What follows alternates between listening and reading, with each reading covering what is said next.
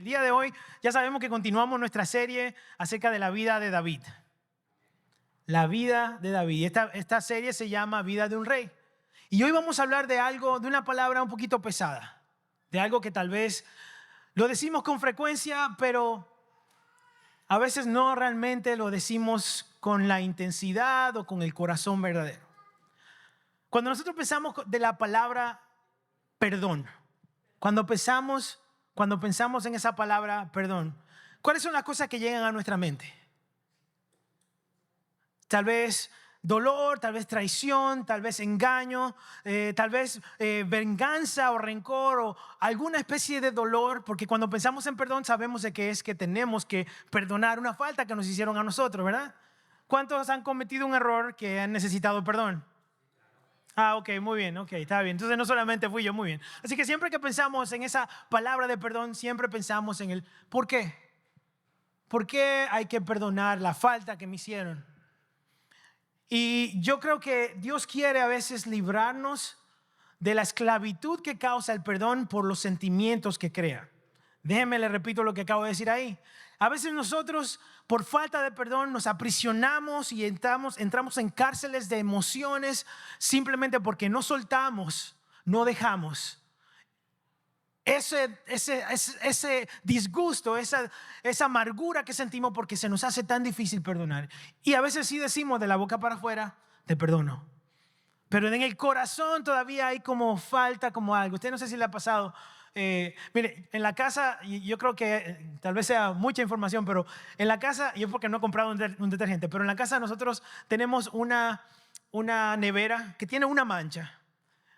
Y yo he tratado de limpiar esa mancha con diferentes cosas, menos con lo que necesito.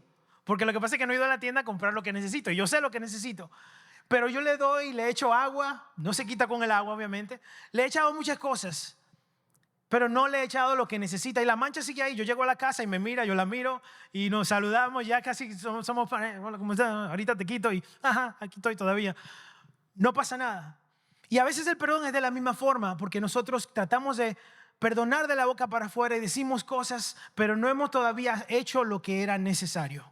No todavía hemos alcanzado ese lugar que se necesita para que al perdonar genuinamente nuestro corazón entonces haga, como decimos, borrón y cuenta nueva. David estaba siendo perseguido por una persona que quería matarlo, una persona muy querida para él. Y él estuvo yendo a diferentes lugares y esto pasó varias veces en su vida. Y David no lo odiaba, pero sí estaba muy dolido. Y en varias ocasiones Dios le dio la oportunidad para que le quitara la vida. Y yo creo que Dios lo hacía como probándolo. Pero en ninguna de las veces que David tuvo la oportunidad de quitarle la vida, lo hizo. Y tal vez algunos de ustedes saben a quién me estoy refiriendo y otra vez a Saúl. Así que quisiera que vaya conmigo a 1 Samuel capítulo 24, versículo 4. Y vamos a estar hablando el día de hoy acerca del perdón. 1 Samuel 4, 24. Y dice así: ahora es tu oportunidad. Los hombres le susurraron a David: hoy el Señor te dice, te aseguro que pondré a tu enemigo en tu poder para que hagas con él lo que desees. Entonces David se le acercó sigilosamente y cortó un pedazo del borde del manto de Saúl. Pero comenzó a remorderle la conciencia por haber cortado el manto de Saúl. Y les dijo a sus hombres: que el Señor me libre de hacer tal cosa a mi señor el rey. No debo atacar el ungido del Señor, porque el Señor mismo lo ha elegido. Entonces David contuvo a sus hombres y no les permitió que mataran a Saúl.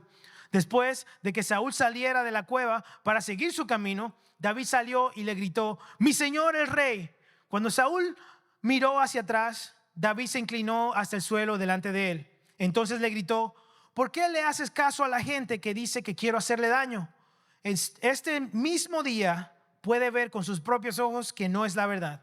Pues el Señor lo puso a mi merced allí en la cueva, y algunos de mis hombres me dijeron que lo matara, pero yo le perdoné la vida. Pues dije: nunca le haré daño al rey, él es el ungido del Señor. Vamos a dejarlo ahí. Señor Jesús, te damos gracias otra vez por tu palabra. Gracias por tu presencia, Señor, en tu casa aquí. Te amamos, te adoramos, Señor. Gracias porque tú nos permites disfrutar de ti, Señor Jesús, de tu presencia caminando entre medio de nosotros, Señor, y aún también en tu palabra. Te pido, Señor, que nuestros corazones se preparen para recibir lo que tú quieres hablarnos el día de hoy, Señor. Te pido, Dios, que quite toda distracción, Señor, rompa todo pensamiento contrario, Padre, que quiera impedir que recibamos lo que tú tienes para nosotros en este día. En el nombre de Jesús. Amén y amén. Y quisiera darle un poquito de contexto desde la última vez que hablamos hasta este punto. Después de matar a Goliat, David fue celebrado muy grande por su victoria.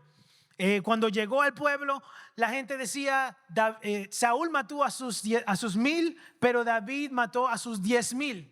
Y la gente pues hacía mucha algarabía y mucha fiesta por lo que acababa de pasar. Después de la derrota de Goliat, David todavía continuó en el ejército. Incluso Saúl le pidió que se quedara en el ejército. Y esta parte de su vida es donde él se encuentra perseguido, porque ha pasado el tiempo ya, y durante ese tiempo Saúl ha comenzado a sentirse celoso.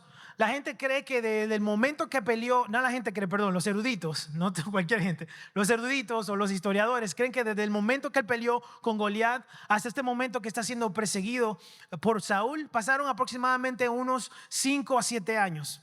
Así que ya él tenía tiempecito en el ejército y la gente lo conocía. Y eso mismo había causado la incomodidad de Saúl porque él había comenzado a crear fama. Pero no era fama mala, al contrario, era una muy buena fama, era un líder muy confiable. Muchos ya sabían que él había sido elegido por el Señor para ser el siguiente rey de Israel. Así que a Saúl no lo seguían las personas como estaban siguiéndolo a David. La gente quería, incluso David tenía un grupo de soldados que peleaban con él y para él, que le llamaban los valientes de David. En unas cuantas semanas vamos a hablar acerca de ellos. Pero lo que quiero que veamos es de que por esta razón de que David estaba empezando a tener esta fama y estaba empezando a llevarse tan bien con el pueblo, y la gente sabía de que él era el siguiente rey, entonces Saúl vez tras vez se sentía celoso, se sentía incómodo, porque Saúl no quería soltar el reino. Saúl ya sabía que había sido desechado y él no quería soltar todavía lo que ya había sido ungido David para hacer. Así que lo perseguía con el plan de matarlo y quitarle la vida, aún sabiendo de que Dios lo había ungido. Y entonces en esta ocasión va saliendo Saúl a perseguir a David en el desierto de Engadi y entra a una cueva. En Engadi, si ustedes por ejemplo buscaran en Engadi, hay muchas cuevas y hay arroyos en el área. Pero él entra a una de esas cuevas y él no sabía de que David y sus hombres estaban más al fondo de la cueva. Para no entrar en detalles, dice la Biblia que Saúl entró ahí para cubrirse los pies. En otras palabras, para hacer sus necesidades, dicen otras versiones. Ahí lo voy a dejar porque no quiero entrar en detalle de qué pasa, ¿verdad? Entonces, en el momento que estaba David dentro de la cueva y entra Saúl, los hombres se dan cuenta que Saúl entró y le dicen lo que acabamos de leer: hey, Dios te acaba de entregar a tu enemigo en tus manos. Ahora tú puedes ir y matarlo. Entonces yo creo que a David le dio un poquito como de tentación de, ok, este es el momento. Pero al mismo tiempo él sabía dónde estaba su corazón y quién era Saúl. Así que él fue poco a poco hacia donde estaba Saúl y en vez de matarlo le corta un pedazo de su manto, de su vestidura de rey. Y bueno, me imagino que Saúl terminó, se paró y se fue caminando. Pero una de las cosas que me pasó, que me pareció muy interesante, es de que David le dijo a sus hombres: Dios me libre de ponerle la mano al ungido de Dios. O sea, aún sabiendo de que David estaba siendo perseguido por Saúl para quitarle la vida, para matarlo, no era para decirle: hey, hola, ¿cómo está? Ni nada de eso. La razón que Saúl lo estaba persiguiendo era para matarlo. Saúl odiaba a David. La única forma de uno querer el deseo de la muerte de otra persona es obviamente porque ya lo odia, no lo ama. Y Saúl estaba encontrándose en esa situación, pero David, en vez de tomar el camino más fácil, él decidió hacer lo más difícil, pero a la vez lo más conveniente y lo que a Dios le iba a agradar, y era perdonar a Saúl. Y vamos a ver esto en la vida de David, que eso sucede varias veces. No fue la primera vez, ni fue la última vez que David había tenido que perdonar a Saúl porque quería quitarle la vida. Y yo creo que hablando ahora del perdón, creo que hay dos dificultades acerca del perdón que yo quiero mencionar y durante el mensaje creo que vamos a estar viendo. Y una de esas dos dificultades es que perdonar es aceptar que todos fallamos. Perdonar es aceptar que todos fallamos. Sabe que a veces nuestra falta de perdón es producto de no darnos cuenta de que también somos seres fallidos, personas que fallamos. Y la otra dificultad que creo acerca del perdón es que perdonar es sanar el corazón y no solo decir palabras, no solo de la boca para afuera. Y el proceso de sanar el corazón por una ofensa y tener que perdonar, eso cuesta. Eso cuesta, eso es más difícil que quitarle el sucio que tengo yo en la nevera que le decía. Porque es algo que está dentro, es algo que está en el corazón. Y es una ofensa que muchas veces llega tan profundo que nosotros decimos, es que no hay palabras. Yo no te puedo perdonar, yo no puedo dejar esto, es que es demasiado lo que me has hecho. El perdón, si hay algo que yo quiero que usted se lleve el día de hoy, es que el perdón nos libera de sentimientos de rencor y amargura y abre puertas para la bendición de Dios para nosotros. Pero es una decisión que tenemos nosotros que tomar. Entonces, ¿qué te está atando a ti el día de hoy? ¿Lo que te hicieron o la decisión de no perdonar? Porque yo estoy seguro que en algún momento quien de nosotros nos han hecho una ofensa, no han hecho algo que nos ha dolido a nosotros. Y a veces no es tanto lo que nos hicieron que nos ata, sino el sentimiento, la amargura, la incomodidad que no podemos soltarlo. No sabemos cómo dejar eso. Y el día de hoy yo quiero que hagamos 3 aspectos acerca del perdón que creo que nos van a llevar a nosotros a vivir libres del rencor. Diga, libres del rencor. El día de hoy, la primera es, el perdón reconoce que la justicia le pertenece a Dios, no a nosotros. La justicia le pertenece a Dios, no a nosotros. Esta semana, el jueves, aprendí una frase nueva. Estaba teniendo una conversación muy interesante con Alain y él dijo, el mono no se ve su rabo. Algunos no se dieron cuenta, no saben qué es. El mono no se ve su rabo. O sea, los ojos nada más ven para afuera. Otro dicho así solamente, no lo entendieron. Bueno, a mí me llamó mucho la atención porque hay mucha verdad en que el mono solo ve su rabo. O sea, la gente no ve los defectos de uno, solamente los del otro. Ahora sí, caímos. Y hay mucha verdad detrás de eso porque nosotros, el problema de nosotros perdonar muchas veces es porque vemos solamente las faltas de los demás y no nos vemos el rabo a nosotros, que tal vez es demasiado largo. Y creo que esta verdad es tan importante porque una de las mayores faltas de perdón es fijarse en las imperfecciones de los demás. Entonces nos sentimos tentados a decretar juicio de una vez, a decir, no, es que tú hiciste esto y lo otro y tal vez tú tienes razón, tal vez esa persona falló, pero nosotros cometemos un error y es que fácilmente nos sentimos tentados a la venganza. Y no es el nombre de una telenovela. Bueno, tal vez fue alguna vez, pero nos sentimos tentados a la venganza. Queremos vengarnos. Queremos que esa persona pague por lo que hizo, porque me dolió, me hirió, y no puede ser que se quede así. Tiene algo que pasar, tiene que haber justicia. Entonces nos tomamos nosotros en las manos el querer ser los justicieros cuando nosotros mismos ni siquiera somos justos. Por eso le decía que parte de esto del perdón es que nosotros tenemos que entender y reconocer que la justicia le pertenece solamente a Dios. Nosotros, si de verdad queremos servirle a Dios, si de verdad queremos ser hijos de Dios, entonces debemos querer ser como Jesús.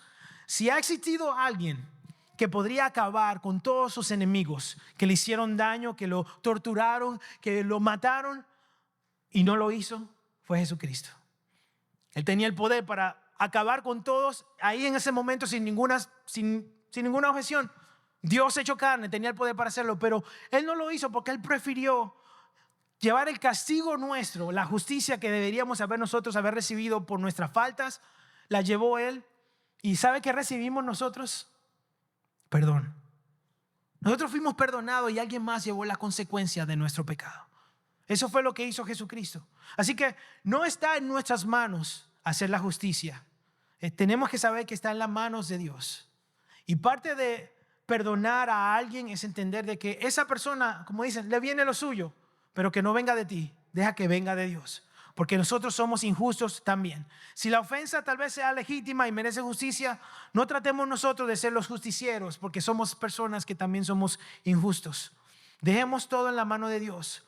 La mejor venganza, El mejor justiciero, la mejor justicia viene de Dios, de nadie más. A Dios no se le olvida lo que le hacen a sus hijos, sea bueno o sea malo. Dios tal vez deje que pase el tiempo por algún propósito específico, pero a Dios no se le pasa ninguna cuenta. Y Él persigue las maldades de las personas que le hacen daño a su pueblo, generación tras generación tras generación. Así que meterse con Dios y con los hijos de Dios no es cualquier cosa. Dios paga a cada quien como debe. Dice Jeremías 17:10, yo Jehová que escudriño la mente, que pruebo el corazón para dar a cada uno según su camino, según el fruto de sus obras. Dios paga según el fruto de sus obras. Y como le decía, puede ser algo bueno, porque el Señor bendice a los que nos bendicen, a los que bendicen a su pueblo, pero también maldice y juzga a aquellos que van en contra de nosotros. Y aunque no veamos en este momento, en el momento que quisiéramos, la paga de esa falta a nosotros, no se le olvide que Dios sí la está viendo y a Dios no se le olvida nada. Y hay consecuencias. Y el Señor es el mejor para traerla en el momento preciso y específico. Y tal vez tú me digas, Frankel, pero es que tú no sabes lo que yo he vivido.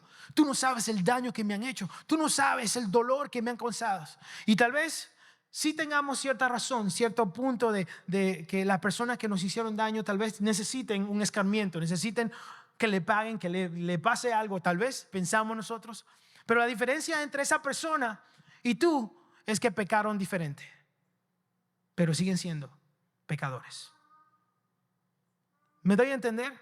O sea, no hay mucha diferencia entre la persona que te ofendió y te faltó a ti que tú mismo, porque tú también eres un pecador. Simplemente y claramente tú pecas tal vez diferente, pero seguimos siendo pecadores.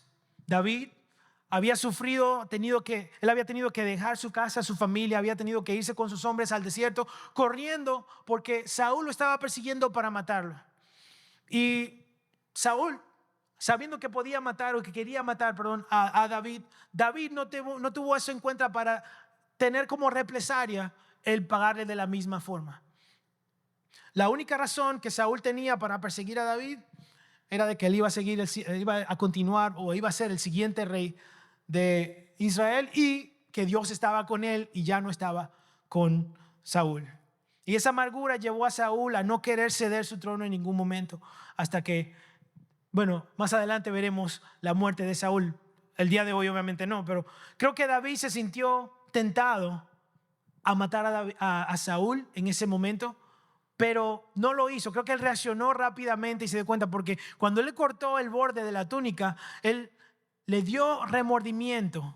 Él se dio cuenta como que la túnica, porque si era así, es símbolo de autoridad.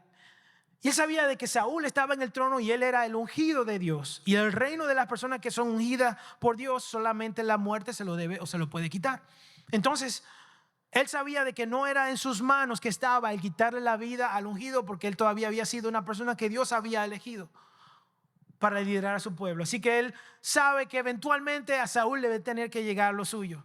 Dice que el Señor me libre de hacerle tal cosa a mi Señor el rey. No debo atacar al ungido del Señor porque el Señor mismo lo ha elegido. Él reconoció que no era el lugar de pagar mal por mal, sino que eso es de parte de Dios.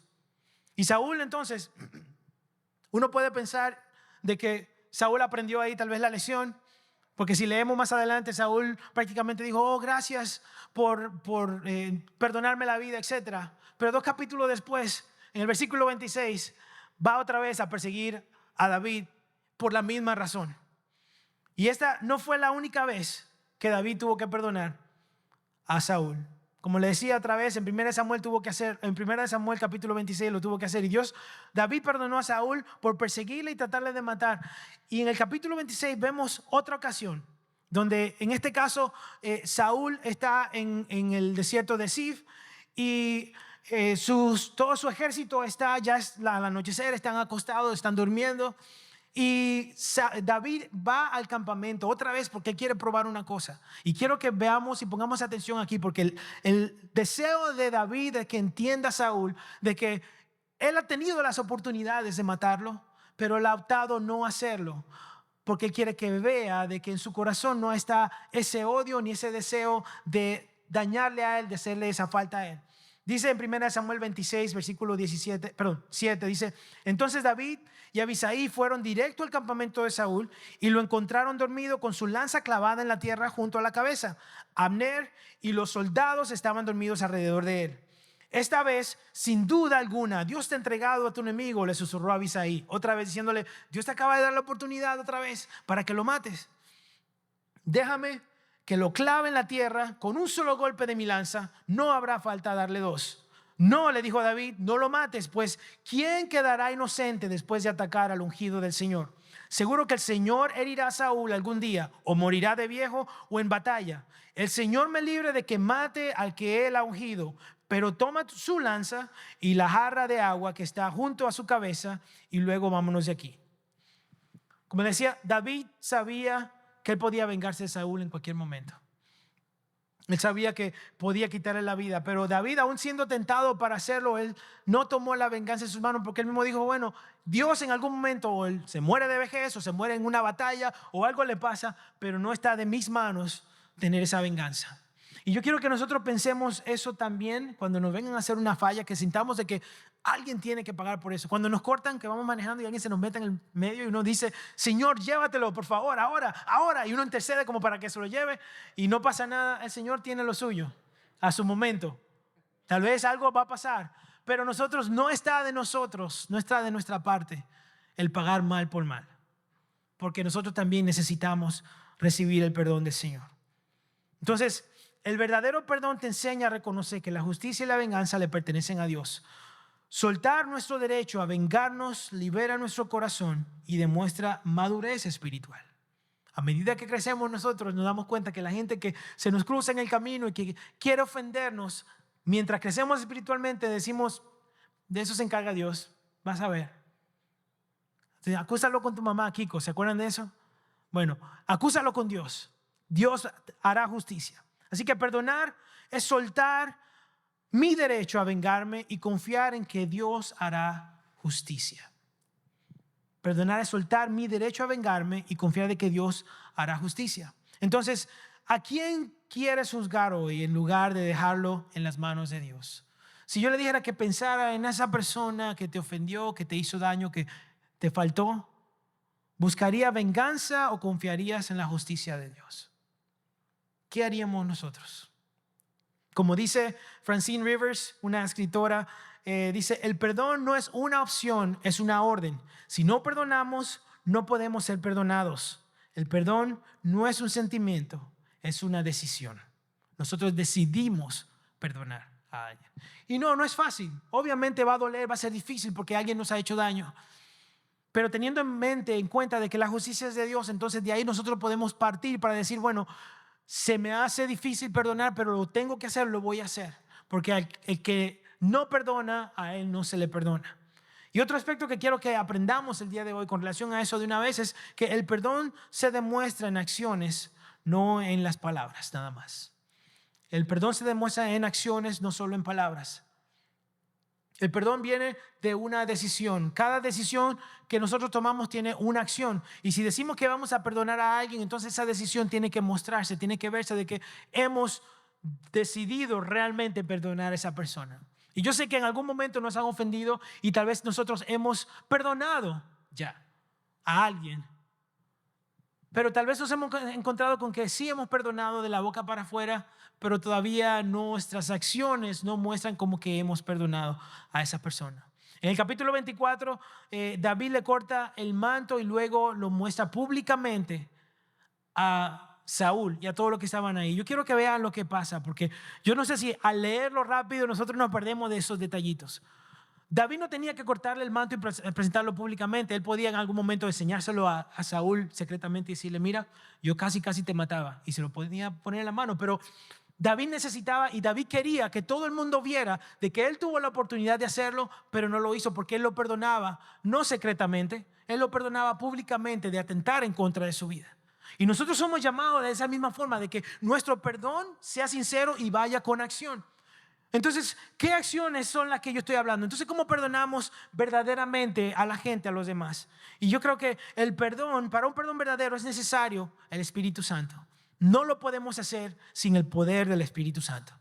Es imposible perdonar a una persona sinceramente si nosotros no tenemos el poder del Espíritu Santo, porque necesitamos que nuestra carne sea rota y que sea la vida espiritual que madure y crezca y podamos nosotros caminar hacia adelante. El perdonar verdaderamente tiene que dejarse sanar. Al perdonar verdaderamente es dejarse sanar por el Espíritu Santo. Eso le da lugar a que el perdón sea sincero. Entonces, cuando ofendemos o fallamos, queremos que el perdón para nosotros sea verdadero, sea sincero, porque todos hemos fallado en algún momento. Y cuando nos fallan o cuando fallamos nosotros, perdón, sí queremos de que la gente nos perdone, que tengan misericordia, que nos den un chance para redimirnos, porque nosotros sinceramente nos arrepentimos de lo que nos han hecho. Y quiero que nos pongamos de la misma forma del otro lado, cuando las otras personas nos fallan a nosotros. Esa persona tal vez sí quiere genuinamente recibir nuestro perdón. Y el verdadero perdón no se queda en teoría, se refleja en cómo trato a otros, aunque yo me haya sido o ya me sienta herido, aunque me hayan herido. Se refleja en cómo trato a los demás. Entonces, ¿qué acciones muestran que el perdón es sincero públicamente? Y quiero compartir con ustedes rápidamente 5, antes de continuar. 5 acciones que creo que demuestran que el perdón realmente es sincero. Número 1 es, como le decíamos al principio, no vengarse. No vengarse, no tomar la justicia en nuestras manos, dejar que sea Dios que haga las cosas. Y a su tiempo Él lo hará. Número 2 es tratar con respeto. Tratar con respeto a la persona, porque aunque nos ofendieron, si decidimos realmente perdonar, entonces no lo vamos a tratar indiferente, vamos a tratarlo con respeto. También número 3, hablar con justicia. No difamar ni recordar las ofensas ante otros. Hablar con justicia es integridad, es compasión, eso es incluso si hubo un daño todavía. Mostrar misericordia también es aceptar los errores sin humillación, sin ser humillado, sin humillar a la otra persona. No avergonzar públicamente a quien nos ofendió, sino mostrar misericordia en actos concretos. Y por último, actuar con integridad. Seguir cumpliendo compromisos y responsabilidades, seguir marchando, mantener un trato justo y profesional sin usar la ofensa como excusa para actuar mal. Porque automáticamente nosotros nos sentimos tentados a actuar mal. Y creo que ahí se refleja mucho dónde estamos viviendo, si estamos viviendo en la carne o si estamos viviendo en el espíritu. ¿Qué es lo primero que llega a nuestra mente, a nuestros deseos cuando nos ofenden, cuando nos hacen algo mal? Lo que sea que suceda en ese momento, creo que te va a demostrar a ti en dónde tú estás. Si estás en la carne todavía o si estás viviendo y queriendo vivir en el Espíritu. Si tú retienes tu lengua, si tú caminas con templanza ante esa situación o esa humillación que tal vez te hayan querido dar. Entonces, no es que vamos a usar excusas de que todos somos imperfectos y por eso vamos a fallar y está bien que ofendamos. Porque una persona que realmente pide perdón cuando reconoce de que ha fallado, sabe que no debería repetir otra vez. Así que no es que va a decir que yo soy imperfecto y vuelvo una y otra vez. Si tú realmente estás pidiendo perdón, entonces tus acciones deben demostrar también que tú estás sinceramente pidiendo perdón. Si verdaderamente entendemos que todos podemos fallar, y también que todos hemos recibido la gracia y el perdón, entonces, y esa gracia y perdón que no merecemos, entonces seremos más abiertos y más accesibles para perdonar. Le preguntaba, ¿a cuánto han ofendido aquí? ¿Verdad? A todos. Todos hemos tenido tal vez que perdonar. ¿Hasta qué extenso? ¿Hasta qué tan lejos hemos llegado para perdonar? ¿Se muestra que hemos perdonado? ¿Qué debemos dar para demostrar que nuestro perdón realmente ha sido genuino? ¿Qué debemos hacer? Entonces, cuando perdonemos públicamente, tomemos la decisión de no ser indiferente con la persona que nos ha ofendido. Eso es parte de crecer nuestra madurez, nuestra integridad, nuestra vida espiritual. El decir, ¿sabes qué? Yo sé que me ofendiste, pero yo no voy a tratarte indiferente. Si te voy a perdonar de verdad, entonces mi trato no debería ser diferente, no debería ser apático, no debería ser rechasivo, no sé si esa palabra existe, pero rechazante tal vez. Así que cuando perdonamos, sepamos que somos libres de los sentimientos de amargura que son causados por las ofensas. Cuando una persona ofende a alguien y esa persona retiene esa ofensa y esa amargura, es como que automáticamente es encadenado y esclavizado a una prisión de sentimientos de rencor que es muy difícil que esa persona salga, a menos que sea por el poder y la misericordia del Señor y que sea un perdón genuino que le dé a esa persona. Cuando realmente consigues el detergente para borrar la mancha, cuando consigues exactamente lo que necesita para poder quitar ese rencor, que es la presencia de Dios, el Espíritu Santo. Entonces, el perdón libera el corazón y le decía que abre la puerta a la bendición de Dios. Eso hace el perdón. En ambas ocasiones, David pudo cargar rencor y amargura, pero él eligió soltarlo. La amargura en el corazón, no solo sentimientos, una amargura que vaya bien profundo en el corazón. Y muchas veces se convierten en esas ataduras que le mencionaba, que son como prisiones que no nos dejan salir. Entonces, cuando decidimos perdonar a quienes nos ofenden, eso debilita esas ataduras, esas como esposas que nos ponen en las manos. No es esposas, obviamente. Las esposas que le ponen en las manos. Tiene que haber otro nombre para eso. Yo espero que sí, si no, aquí matan allá abajo. Pero esas ataduras son debilitadas por esa decisión que tomamos nosotros de perdonar y abrir el corazón y romper esas ataduras para dejar entonces que el Señor sea que trate con nuestras vidas. En una de las cartas, o la carta más pequeña que escribió Pablo, fue la carta a Filemón. No sé si ustedes han leído la carta o el libro de Filemón, pero la carta de Filemón fue una carta pequeña que Pablo escribió porque había una persona llamada Onésimo. Onésimo era un sirviente de Filemón que al parecer había robado, había hecho algo a Filemón. Entonces él huyó, porque él era siervo de Filemón, él huyó a Roma. Y en ese tiempo Filemón estaba en Colosia, si no me equivoco. Entonces, cuando pasa esto en Roma, está en la cárcel Pablo y conoce a Onésimo. Y le predica el evangelio a Onésimo, y Onésimo recibe el evangelio y es perdonado y es salvo y se convierte entonces en cristiano. Sucede que Filemón iba a la iglesia, tenía una iglesia en su casa que había sido instituida por el evangelio que estaba predicando Pablo. Así que Pablo conocía a Filemón, obviamente le escribió la carta. Y le manda esta carta, si leen el libro, le dice: mira, te quiero enviar nuevamente a Onésimo, pero no quiero que lo veas como una persona que te ha hecho una falta, un daño, un siervo más. Quiero que lo veas ahora como una persona que debes amar, como un siervo, como un hermano en Cristo. Yo solamente puedo imaginarme de que Filemón, cuando se sintió engañado y traicionado y esta persona se fue, lo que quería era justicia. No nos da todos los detalles de todo lo que pasó aquí, pero pensando humanamente, lo que uno quiere es de que a esa persona entonces sea encarcelada, algo pase, que pague por la falta que hizo. Y sucede entonces que viene el Señor y lo rescata. Y lo que Pablo le pide a Filemón es que, hey, perdónalo. Y no solamente perdónalo, recíbelo. Recíbelo como un hermano en Cristo.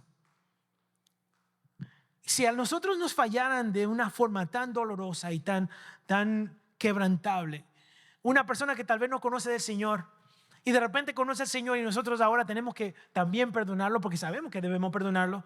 Creo que es muy fácil hablarlo y decirlo como un ejemplo, pero hasta que lo vivamos, entonces es que nosotros vamos realmente a entender de que, ay, qué duro, Señor, qué difícil, yo no quiero. Y la reacción automática tal vez sea no querer. Pero necesitamos a alguien como Pablo que nos diga: ahora no lo vea como un siervo más, quiero que lo vea como un hermano tuyo, como hermano en Cristo. Y entonces ese llamado, ese clamor a perdón le pide una acción también, que le dice: no solamente ámalo como hermano, recíbelo. O sea, que él vuelva otra vez a tu casa, recíbelo. Y para recibir a una persona así hay que perdonarlo genuinamente. El perdón no se queda en palabras, sino que se demuestra en cómo recibimos a la persona que nos ofendió. Ahí es que probamos realmente si nosotros, o dónde está nuestra fe.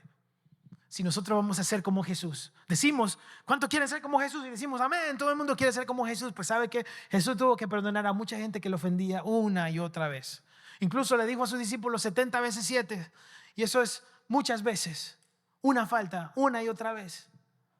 Y la gente bromea de que si tú eres casado se gastan muy rápido los primeros 2 meses, los 70 veces 7 se acaban de una vez. Pero la realidad es de que nosotros somos llamados a ser como Jesús. ¿Y sabe qué? Jesús todavía tiene que perdonar pecados. Todavía tiene que perdonar ofensas. Y no cualquier ofensas, tus ofensas y mis ofensas. Entonces, ¿quién somos nosotros para no brindar ese perdón también a los demás? El perdón, si usted se da cuenta y abraza el perdón se permite perdonar a los demás, se da cuenta que su corazón se va a ver más y más conforme al corazón de Dios, a lo que Dios quiere. Porque ¿sabe qué Dios hace? Dios perdona. Y si tú quieres ser como Jesús, tienes que perdonar. Entonces, el David perdonar a Saúl preservó su corazón sensible a Dios y lo preparó también para el trono. Y yo creo que era una de las razones por la que Dios permitía que él se encontrara con Saúl una y otra vez y le diera esas oportunidades para ver de qué estaba hecho David. No Dios. Dios sabía de qué estaba hecho David, pero David tenía que tomar la decisión de si metía la pata ahí al matar a Saúl o no. Y lo vamos a ver un momentito más adelante, ahora que vamos a empezar a bajar el avión. En 1 Samuel capítulo 24, en el versículo 12 dice que el Señor juzgue entre nosotros. Tal vez el Señor lo castigue por lo que intenta hacer, pero yo nunca le haré daño. Como dice el antiguo proverbio, de la gente malvada provienen las malas acciones. Así que puede estar seguro de que nunca le haré daño. De todas formas, ¿a quién trata de atrapar el rey de Israel? ¿Debería pasar tiempo persiguiendo a alguien que no vale más que un perro muerto o una sola pulga? Por lo tanto, que el Señor juzgue quién de nosotros tiene la razón y que castigue al culpable. Él es mi defensor y me rescata de su poder. En el versículo 16 dice, cuando David terminó de hablar, Saúl le respondió, y miren lo que dice Saúl: ¿realmente eres tú, David, hijo mío? Enseguida comenzó a llorar y le dijo a David, eres mejor persona que yo porque has devuelto bien por mal. Es cierto, has sido increíblemente bondadoso conmigo, porque cuando el Señor me puso en un lugar donde pudiste haberme matado, no lo hiciste. ¿Quién otro dejaría a ir a su enemigo cuando lo tiene en su poder? Que el Señor te recompense bien por la bondad que hoy me has mostrado. Y mira lo que dice aquí el 20. Ahora me doy cuenta de que ciertamente tú serás el rey y de que el reino de Israel prosperará bajo tu gobierno. Ahora se dio cuenta de que realmente había razón por la que había que ungir a David. ¿Por qué? Porque Saúl dijo mismo, si hubiese sido otra persona, tal vez me hubiesen matado. Yo creo que si se hubiesen revertido los papeles, Saúl hace tiempo hubiese matado a David. Pero por eso es que es tan importante que hablemos del corazón de David, porque David tenía el corazón que a Dios le agradaba, un corazón conforme a Dios. Y eso es lo que Dios veía, de que él no iba a tener un corazón vengativo o vengador de esa forma, porque él sabía a quién Dios había ungido y Dios respetaba a Dios, y David respetaba la decisión que Dios había tomado al no quitarle la vida. La razón por la que David no le quitaba la vida no era porque no tenía esas oportunidades, no era porque tal vez no tenía dolor en su corazón de que lo perseguían para matarlo, era porque él sabía de que eso no le iba a agradar a Dios. Esa era la razón. Una y otra vez lo vemos, una y otra vez vemos de que Dios me libre de yo levantar mi mano en contra de ese ungido. Otra vez, no era porque él no podía, era porque él respetaba lo que Dios había dicho que hiciera. Era inevitable que Saúl fuera juzgado y que perdiera el trono. Ya eso había sido decretado. Él perdió el trono por su desobediencia. Pero era totalmente asunto de Dios el cumplirlo, el quitarle la vida a Saúl. No era que estaba en manos de David, era en manos del Señor. En Mateo 18 dice, ay del mundo por los tropiezos, porque es necesario que vengan tropiezos, pero hay de aquel hombre por quien vienen esos tropiezos. Hay de aquellos que te hagan daños, hay de aquellos que te hagan dolor, te den dolor, porque ellos van a tener que verse frente al Señor y van a tener que rendir cuenta ante el Señor. Hay de aquel hombre por quien viene el tropiezo. El juicio de Dios es asunto de Dios. Nos ponemos en una mala posición cuando nos hacemos a nosotros mismos instrumentos de juicio en vez de dejar que Dios haga las cosas. Y lo que yo quiero que entendamos el día de hoy es de que el perdón es una acción que tenemos que llevar, una decisión que tenemos que hacer, que tal vez va a ser difícil, eso lo sabemos. Pero tenemos que hacerlo porque no podemos nosotros llevar nuestras vidas a ser vengativos sabiendo de que tenemos un Dios que es justiciero, un Dios que es justo y nosotros no somos justos. Entonces, cuando perdonemos con sinceridad. Hagámoslo diciendo la verdad. Y entreguémosles al Señor, entreguémosle al Espíritu Santo ese dolor, que Él se va a encargar de borrar esa herida, de romper esa prisión, esa cadena que no permite que nosotros libremente podamos perdonar. Porque el perdonar, cuando perdonamos, entonces vamos a ser liberados. Entonces, quisiera ya para terminar, hacerle una pregunta. ¿A qué o a quién sigues permitiendo que controle tus emociones por no perdonar? ¿Quién o qué te está encadenando a ti por no querer perdonar? Y tome 1 segundo o 2 segundos para pensar en eso, porque sea lo que sea, entonces usted tiene que entregarle eso al Señor. Porque usted está siendo atado, usted está en ataduras de rencor porque no ha podido tener la libertad al perdonar a alguien. Y yo no tengo que saber todo lo que le han hecho necesariamente, pero yo sé, lo que sí sé que hay un Dios que perdona y que tal vez lo que nosotros hemos hecho es peor de lo que lo que el Señor tiene que perdonar muchas veces es peor de lo que nos han hecho a nosotros. Así que hoy yo quiero pedirle a usted que decida perdonar siendo consciente de que muchos de nosotros, o que hay muchos de a nosotros que se nos han sido perdonados. ¿A cuánto han recibido el perdón del Señor? ¿Cuántos han sido perfectos toda su vida? Ni una falta, ni una mancha, ni una arruga, ¿verdad que no? Todos hemos cometido errores. Todos hemos pecado. Pero también todos hemos recibido perdón por nuestras faltas. Entonces, tomemos la decisión de perdonar. Y yo sé, no le estoy diciendo que va a ser fácil, pero va a ser más difícil si usted no deja que el Espíritu Santo sea que obre en usted. Él es que se encarga de sanar esa herida. Amén.